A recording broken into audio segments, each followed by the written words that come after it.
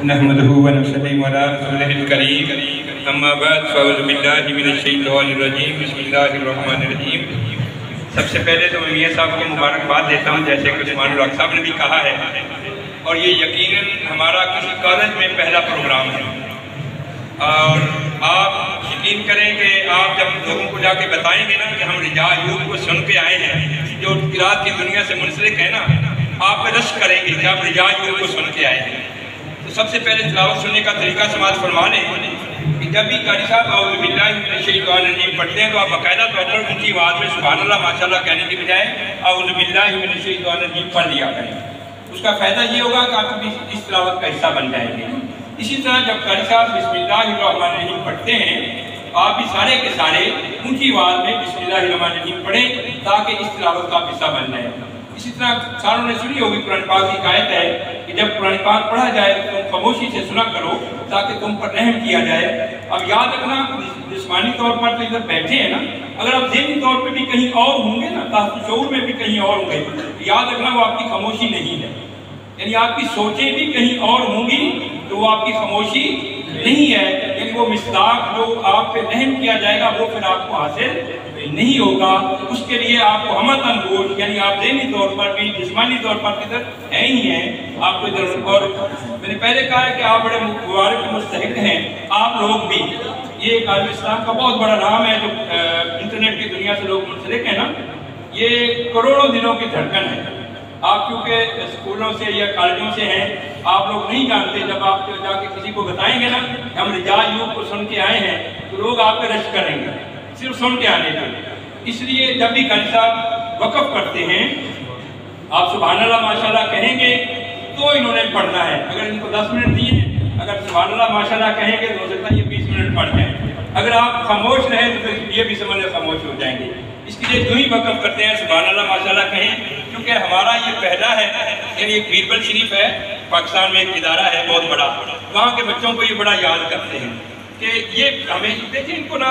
آپ کی کسی بات کی سمجھ نہیں آ رہی سوائے ماشاءاللہ یا سبحان اللہ، یا آپ ہاتھ کھڑے کر کے ان کو داد دیں گے کہ ہمیں سمجھ آ رہی ہے۔ اور یہ لاکھوں کے مجموعوں میں پڑھنے والے، ہزاروں نہیں کہہ رہا،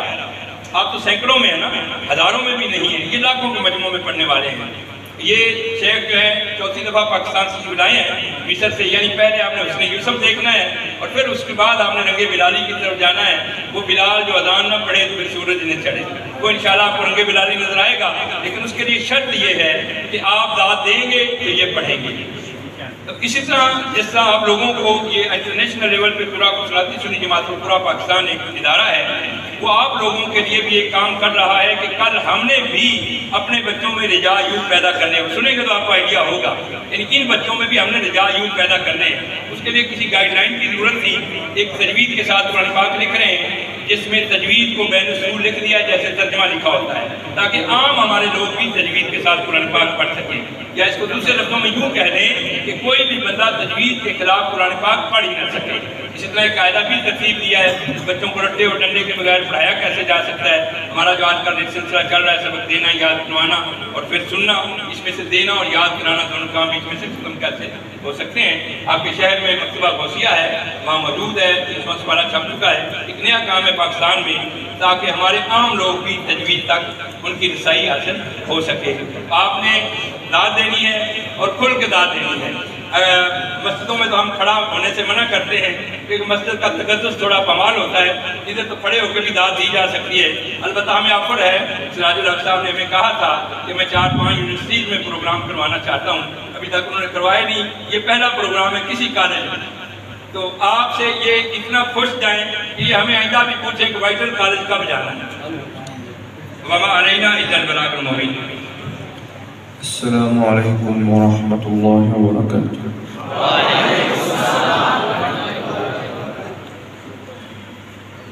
اعوذ باللہ من الشیطان الرجیم،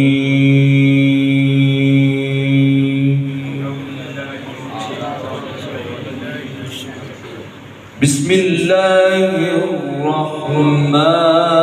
الرحیم۔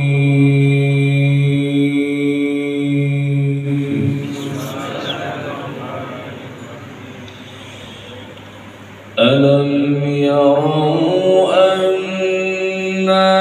جعلنا الليل ليسكنوا فيه والنهار مبصرا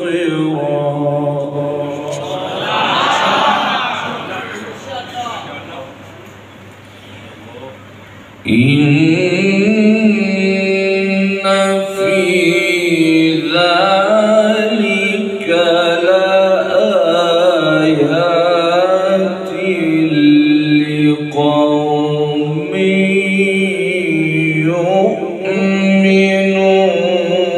يؤمنون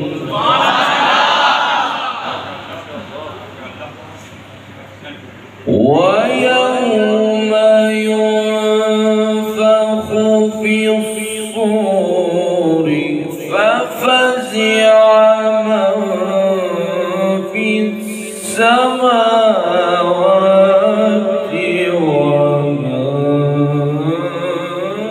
في الأرض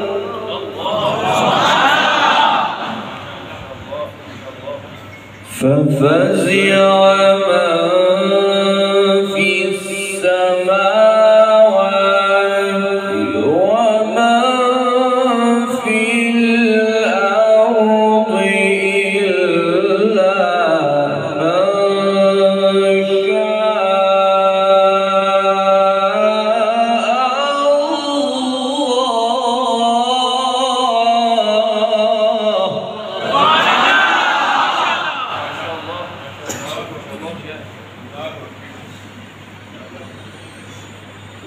وكل أتوه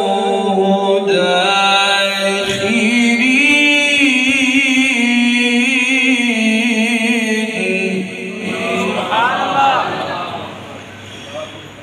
بسم الله الرحمن الرحيم ألم يروا أنا جعلنا الليل ليسكنوا فيه والنهار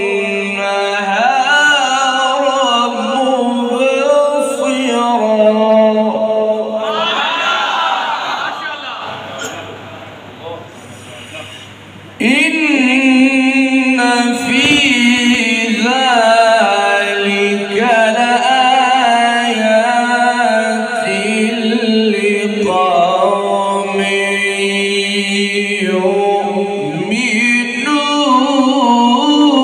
يؤمنون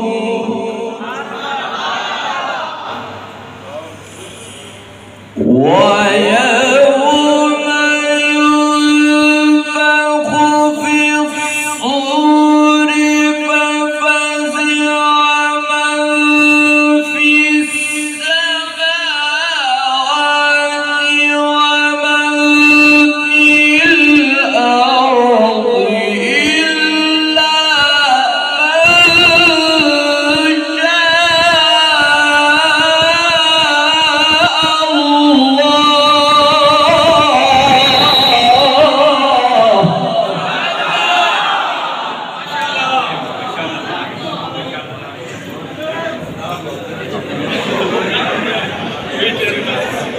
وكل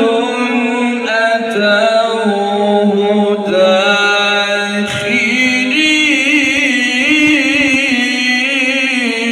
داخرين وترى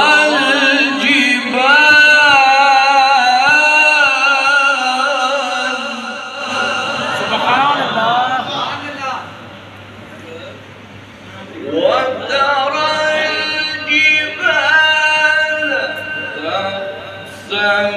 تحسبها جامدة وهي تمر مر السحاب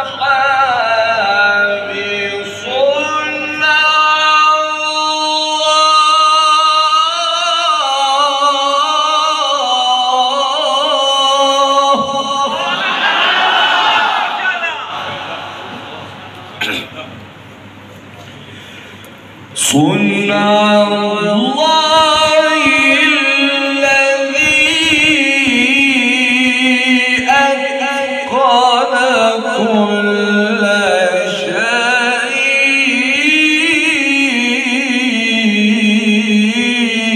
شيء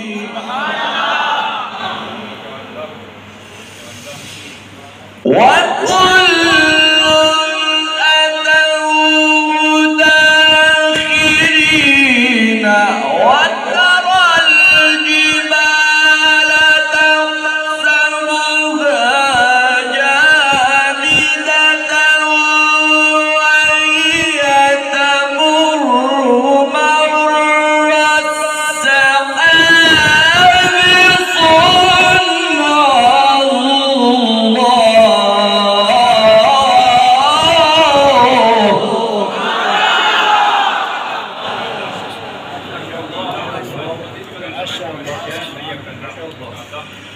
صنع الله الذي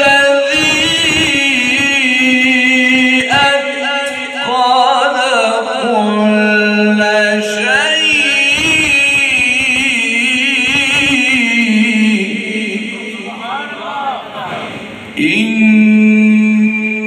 إنه خبير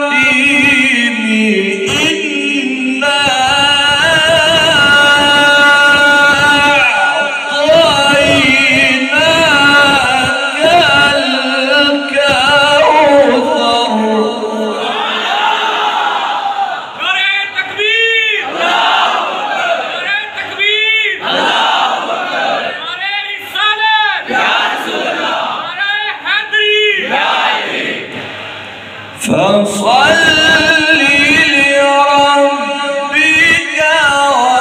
وانحر إن شانئك هو الأبتر صدق